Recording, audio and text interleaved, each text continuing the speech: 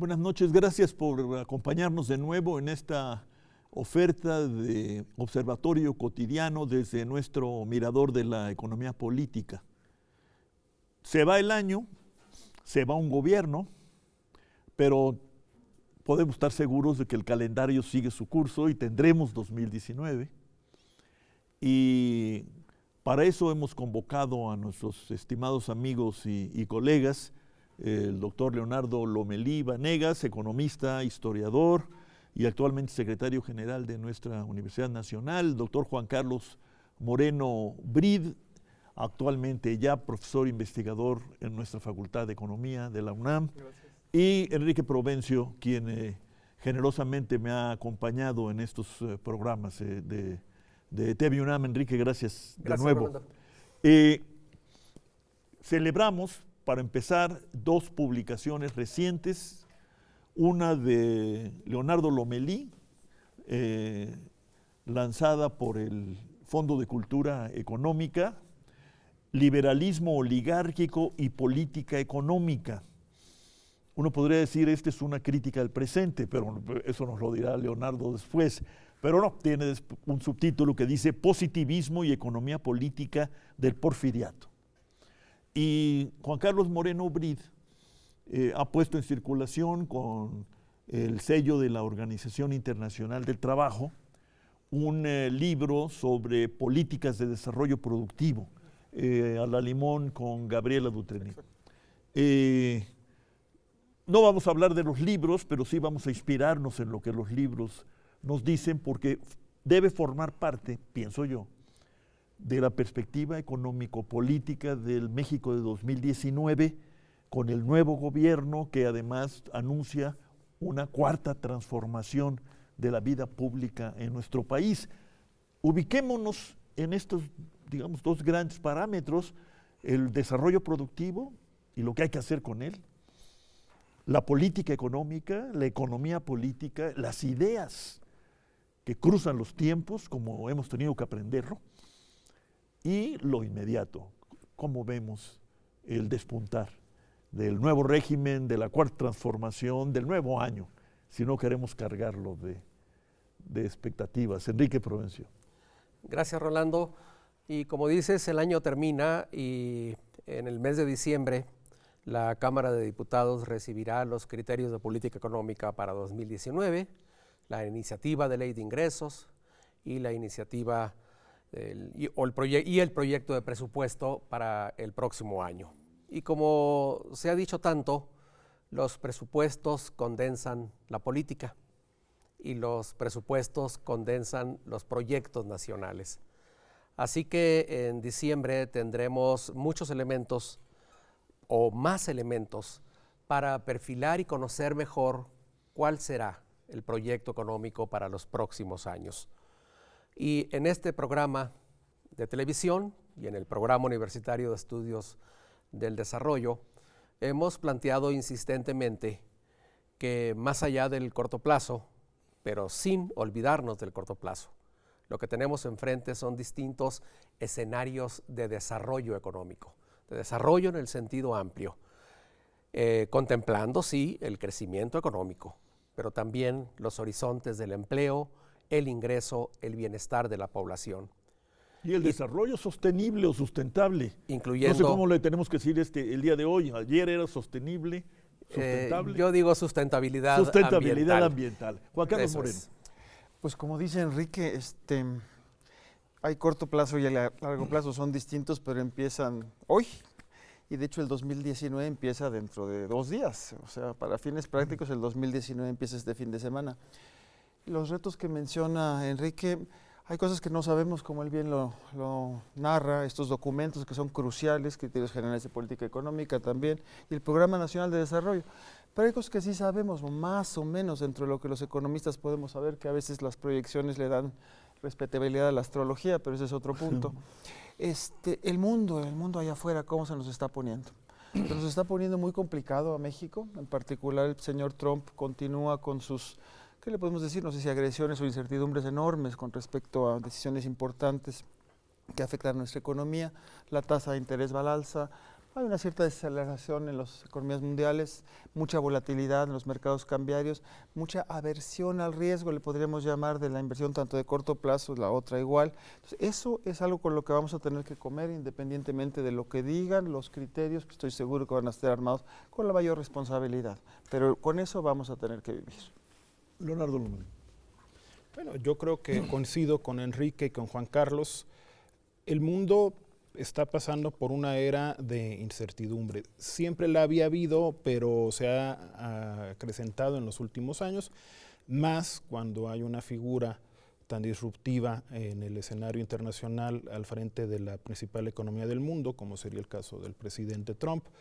También con los cambios que se han operado en el continente, el triunfo de Bolsonaro en Brasil también introduce un componente de incertidumbre adicional en la región. Y por supuesto nuestro propio cambio de época o cuarta transformación, como se está proponiendo, necesariamente va acompañado de incertidumbre sobre cuál será la estrategia que seguirá el nuevo gobierno, y pues habrá acomodos interesantes, y yo creo que habrá definiciones importantes a partir de que se presente, como ya nos recordaba Enrique, el paquete económico en los próximos días. ¿Qué esperarías del paquete económico, Leonardo? Bueno, hay una promesa en principio de superávit primario de 1 punto porcentual del PIB, que a mí en lo personal me llama la atención ante los compromisos de gasto que se han anunciado. Los proyectos de inversión y las transferencias que se han anunciado, en principio me llevarían a suponer que sería más congruente con una meta de un déficit moderado. Pero si vamos por un superávit primario, lo importante va a ser saber de dónde van a salir los recursos y en particular en qué áreas habrá recortes al gasto. Juan Carlos. Lo mismo que dice Leonardo, yo lo que esperaría es, desafortunadamente, como bien menciona Leonardo, esta cifra de superávit primario, pero aparte de por un compromiso nacional, si quieres, con la austeridad del nuevo presidente electo, tenemos un problema que es cuando llega un gobierno llamado de izquierda, independientemente de cómo vayamos a definir eso, los mercados internacionales, entiendas, si entramos a economía política, se ponen muy quisquillosos. Entonces, si hubiera el déficit que dice Leonardo, que yo coincido con eso, pues la crítica del populismo, ya no hay respeto. No le creerían. No le creerían. Los mercados no le creerían. Hablan Estamos de eso, en el animismo. No es en la economía política, sino el animismo. Hablan de la prueba de fuego, que dependiendo si esas cuentas dan no solo el superávit, sino cuáles van a ser los supuestos clave, que le llaman sobre tipo de cambio, precio del petróleo, inflación y tasa de crecimiento. Esas 4 variables tienen que cuadrar en términos del animismo. O sea, aparte que si en el Excel da o no da, es en el animismo. Entonces, bueno, ahí va a ser un punto muy importante. Enrique Provencio. En efecto, estamos en una transición de gobierno que no es común y que tiene varias pinzas cerrándose. La primera es que el escenario internacional tiene muchas inestabilidades e incertidumbres. La segunda es que el comportamiento político y económico de los meses recientes en México introdujo más atención y más tensiones. Sin embargo, en ese marco, otros dicen, México no está en una situación particularmente crítica, al menos por otro de los conceptos estos del animismo, si tú quieres, que es lo que llaman los fundamentales, los supuestos fundamentales. La economía mexicana está creciendo poco, pero la perspectiva es que mantenga un crecimiento de alrededor del 2% en 2019. La inflación está más alta que lo esperado, pero por debajo del 5%. Y sí, las tasas de interés están altas, 8% en México, más del doble que hace 2 años, y un tipo de cambio por arriba de 20 pesos por dólar. En este marco, en efecto, todo parece colgado con alfileres. Y por tanto, creo que normal que el nuevo gobierno insista en que su programa de 2019 tiene que ser cuidadoso y prudente. Incluso un subsecretario que está por tomar posesión o habrá tomado posesión el 1 de diciembre, dice será un proyecto conservador. Conservador en el sentido de que no cambia la lógica de la política fiscal, presupuestal, que hemos tenido en los últimos años rumbo a eso que se llama consolidación fiscal. Y creo que es importante verlo en conjunto, tomando en cuenta la situación externa, el clima político creado, las expectativas que se han generado, que suponen nuevos programas. Y que en ese marco lo más probable es que el programa de 2019 sea en efecto un programa tradicional, un programa que cuide mucho el déficit, que no incurra en más endeudamiento. A algunos nos puede parecer que eso es riesgoso, sobre todo porque le da continuidad a un magro crecimiento económico. Y aunque aumente la inversión pública, que es como también se espera, es algo muy importante, aunque aumente la inversión pública, el desempeño de los próximos años todavía no despegue mucho en 2019. Pero creo que es comprensible que en esta transición este programa se mantenga en la ruta de lo que hemos venido viendo en los últimos años. Eso no me deja de hacer pensar que a largo plazo no es muy alentador, porque en efecto llevamos mucho tiempo ya con un desempeño económico muy insuficiente, mediocre, y que ahí es donde creo se encuentra el tema central. ¿Qué política económica productiva se impulsará a partir de 2019 para cambiar esa mala trayectoria que tenemos? ¿Y qué política fiscal requiere este cambio de trayectoria, Leonardo Lomelí? Yo creo que de eso me decías al empezar el programa, de eso hablaban Bulnes, Livantur, por presidente Díaz.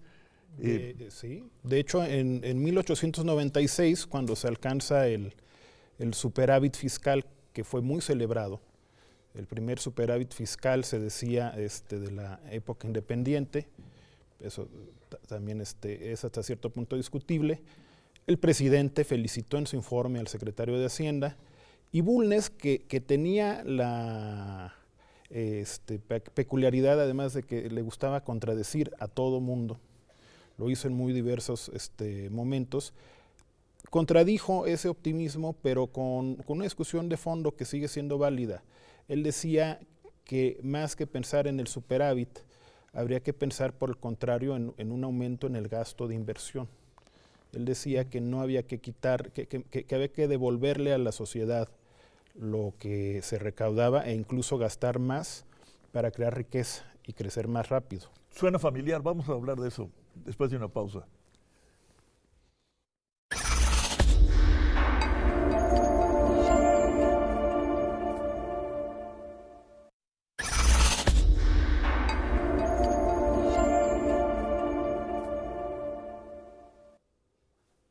Bulnes, el enemigo público de Benito Juárez. Sí.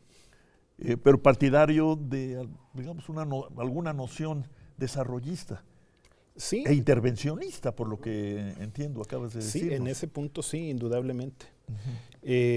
Partidario de un mayor gasto público, partidario, años después, de una mayor intervención del Estado para diseñar la red ferroviaria que realmente respondía a los intereses del país y no a los intereses de las principales empresas norteamericanas que estaban pensando más en la salida. El trazo hacia el norte. Exactamente, hacia el norte o hacia los puertos, ¿no? Juan Carlos Moreno, ¿dónde inscribimos tu postulado sobre las políticas de desarrollo productivo? Supongo que quieren decir política industrial o eso sigue prohibido. Me vas a colgar, pero me gustaría tocar todavía una parte de la política fiscal. Y ahorita ya entra política de desarrollo productivo. Claro. Y eso pienso que es un poco como los pistaches, ¿no? Es de uno por uno y despacito. Cuando mi queridísimo Enrique habló de la solidez macroeconómica, que nos la han vendido enormemente, pienso en la fiscal. La fiscal, ¿cuáles son los atributos de una política fiscal? En principio la política fiscal es la más importante de las políticas. Tiene posibilidad de incidir en el crecimiento vía la infraestructura, lo que mencionaba Leonardo, en la distribución del ingreso, en la igualdad, obviamente, en el bienestar general, salud, educación, etcétera, y en la parte contracíclica que Keynes tanto insistió, que hemos enseñado a nuestros alumnos por derecho y revés, sujeto a mantener una cierta estabilidad, o sea, sustentabilidad de la senda de endeudamiento y un déficit fiscal acotado. De estos 4 puntos acá y las 2 condicionantes acá, los gobiernos de este país por 30 años se han enfocado en las 2 condicionantes, es decir, deuda sustentable, porque bueno, en el 80 fue espantosa esta historia, y el déficit fiscal también. Pero de que se mantengan estas 2 cosas a que esto sea sólido, uno pensaría al revés, ¿no? ¿Cómo está la desigualdad? ¿Qué pasa con nuestros impuestos? ¿Hacen un México más igualitario? No lo hacen. Tenemos satisfacción, en las escuelas en muchas no hay ni agua, yo estoy hablando de escuelas públicas, ¿no? Entonces tampoco la parte el censo levantado a principios del gobierno que se va fue muy esclarecedor de la pésima situación en que está la infraestructura educativa. Y un gobierno pública, en el cual la inversión pública se cayó a cerca del 4.9 o 5% anual. Y le sumamos la parte contracíclica, bueno, hubo un intento en 2009, pero no fue contracíclico, fue expansivo y ahí quedó.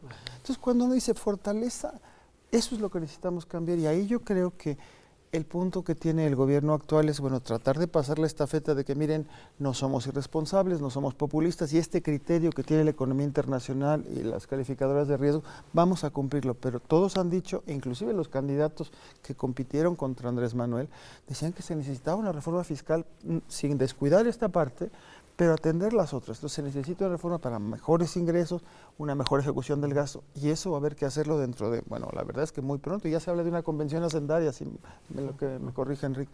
Entonces esa parte, si no se hace eso, podemos platicar de políticas de desarrollo productivo, pero la única manera es con inversión, y necesitamos inversión pública en una estrategia de desarrollo, no una suma de proyectos, sino dónde está esa parte, y ahí es donde entraría la estrategia de desarrollo productivo y es ahí con banca de donde desarrollo. Habría que esperar cómo nos recibe, digamos, el Plan Nacional de Desarrollo, Sin que duda. tendremos que ver en mayo, ¿no? Sin duda. Mucho Enrique, antes sería que Florencio. ver eso. Sí, efectivamente, entre diciembre de 2018 y abril o mayo de 2019 se deberá configurar el Plan Nacional de Desarrollo ya en el marco del programa económico de 2019. El presidente Andrés Manuel López Obrador ha dicho e incluso ha insistido a fines de noviembre de 2018 que su programa no incluye más deuda pública, que su programa no contiene mayor déficit fiscal, que su programa económico no requerirá más impuestos y que el cambio provendrá de una reestructuración del presupuesto para abrirle espacio a los nuevos programas sociales y de infraestructura que ha planteado. Estamos hablando de presupuestos, estamos hablando de ferrocarriles y como dice Leonardo, esos eran temas de fines del siglo XIX, lo fueron durante el XX, lo seguirán siendo durante el siglo XXI. Por eso creo que vale la pena considerar cuándo será el tiempo prudente para introducir estos cambios que nos reduzcan, que relajen esta restricción tan fuerte que tiene la sociedad mexicana. Porque tenemos insuficiencias en las escuelas, en las carreteras, en los puertos, en los hospitales, en las telecomunicaciones, por supuesto, en la seguridad.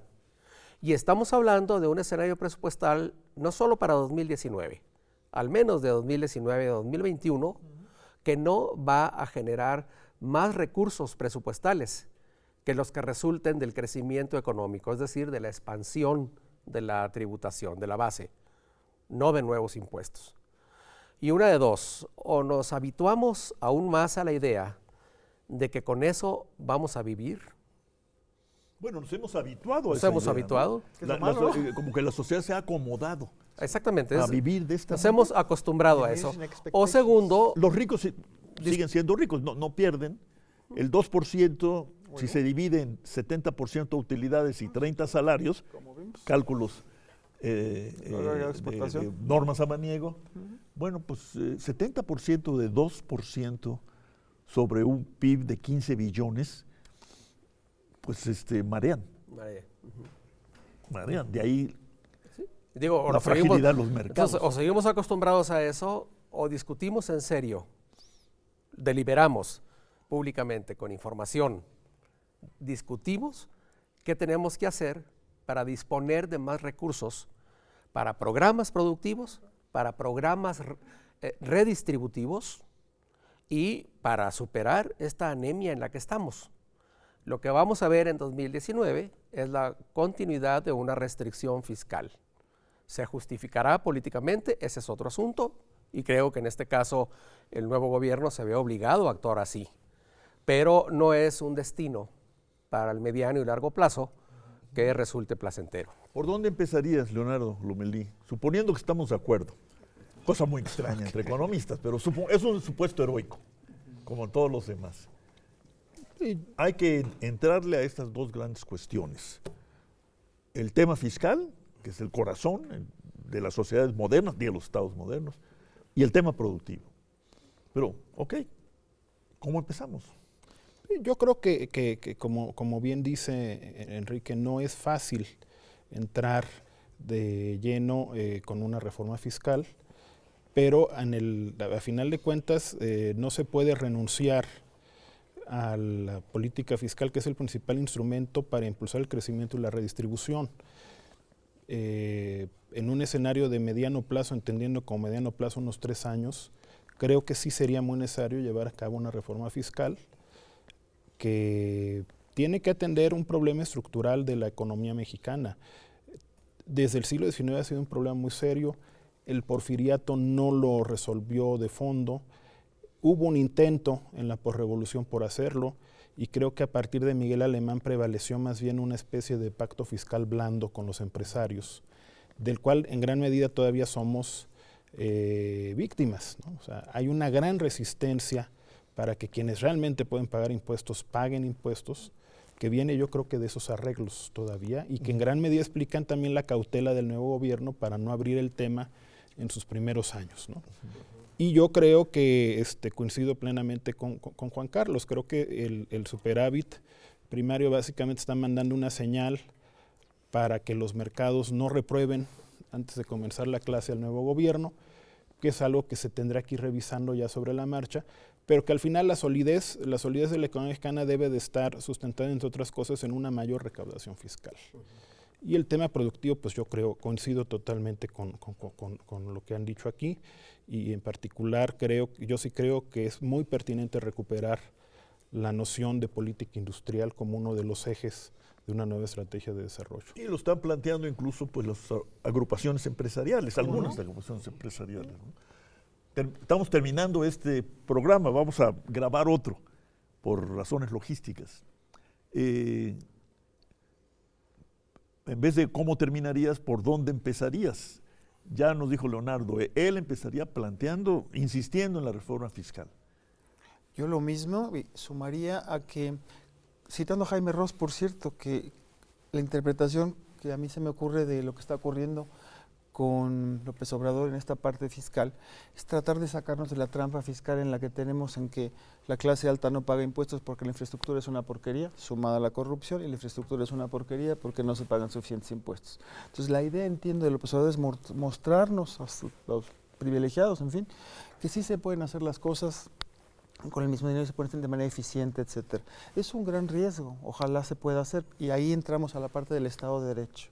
La corrupción es un mal espantoso, y en términos de eficiencia para una reforma fiscal, qué difícil es decirle a la ciudadanía que quiere hacer una reforma fiscal cuando hay corrupción flagrante. Entonces, lo que vamos a tener que ver es, si queremos hablar incluso de política industrial, de política de desarrollo productivo, la prueba va a ser qué ocurra cuando al siguiente gobierno algún acto de corrupción puede haber en algún funcionario, en algún municipio, o ya no se llaman municipios, en lo que, ¿cómo va a reaccionar el gobierno? Entonces necesitamos tener esa prueba de ese Estado de Derecho que sí cambie la jugada. Si eso logramos hacer, podemos hablar de política fiscal, de reforma fiscal, de una política de desarrollo productivo amplia, activa, moderna, como se hace en otros países, ¿no?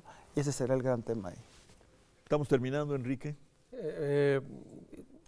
Termino mi parte diciendo, en efecto, el énfasis que ha puesto el nuevo gobierno en el control de la corrupción, en la reducción de la inseguridad, que fueron los dos temas críticos de las elecciones de 2018, se expresa muy bien en la idea de que no hay que aumentar los presupuestos, sino que hay que gastarlos bien y reorganizarlos. Y en efecto, ahí hay mucho margen de acción.